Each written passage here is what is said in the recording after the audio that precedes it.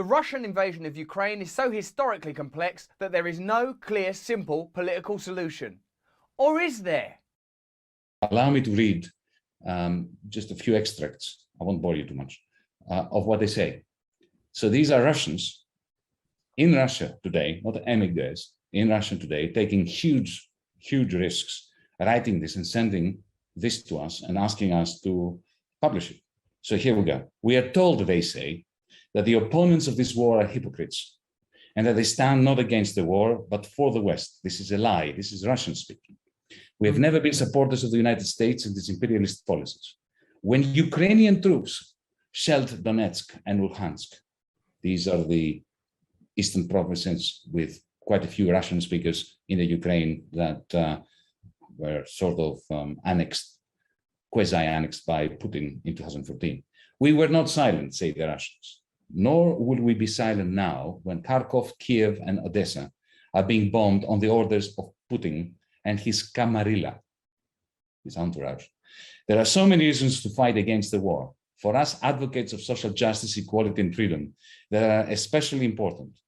This is an invasion. No threat to the Russian state exists. But go on, I won't bore you reading the whole paragraph. This war produces incalculable disasters for our peoples. Both Ukrainians and Russians are paying for it dearly with their blood. Long after the dust has settled, poverty, inflation, and unemployment will affect everyone, and they continue. This war will turn Ukraine into rubble and Russia into a prison. This is Russians speaking. The opposition media have already been shut down in Russia. People are placed behind bars. Soon, Russians will have only one choice, and that is to rise up or prison. This war multiplies all the risks and threats to our country. Russia, they mean. Even Ukrainians who a week ago sympathized with Russia are now enlisting in the militia to fight our troops. Finally, fighting for peace is the patriotic duty of every Russian, not only because we are the custodians of the memory of the West War in history, Second World War, when 20 million Russians died, or Soviets, but also because this war threatens the integrity and very existence of Russia. And they finish off with this beautiful paragraph. Putin is seeking to connect his own fate with the fate of our country.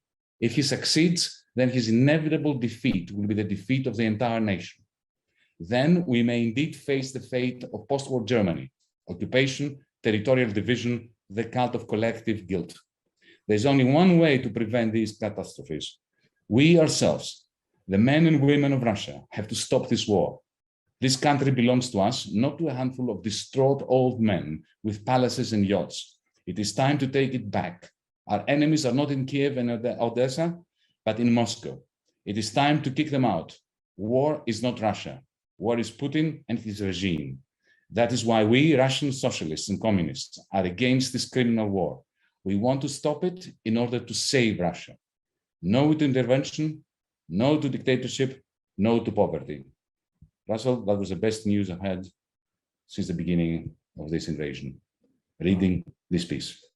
That's so beautiful, Yanis. What did you make of that conversation? You know that Yanis is an old school socialist leftist with a lot of novel ways that technology could evolve populist thinking around leftist ideals, although he don't even like the word populism. Another thing that he talks about in the full podcast. He comes up with a lot of good suggestions and ideas. I think you'll enjoy it. I really enjoyed hearing him talk about Russia and Ukraine as well, because this is a person that's had to make decisions, not, of course, of that particular magnitude, but within the area of national politics and international politics. And I always like to hear how people that have been in those positions understand issues in a way that perhaps that you and I have yet to learn. If you want to hear all of that Luminary podcast, you can subscribe to Luminary, or you can get it off Apple. That's up to you. If you enjoyed this video, have a look at this one or this one. Please come and see me live all across the UK. Glasgow, Blackpool, Plymouth, Newcastle, Hull, Bristol. I'm all over the gaff. It's a fantastic, lively, vibrant, potent show. If you feel alone and alienated and like you want to feel like you're part of something, well, here for at least 3 hours, meditation, breathing, chaos,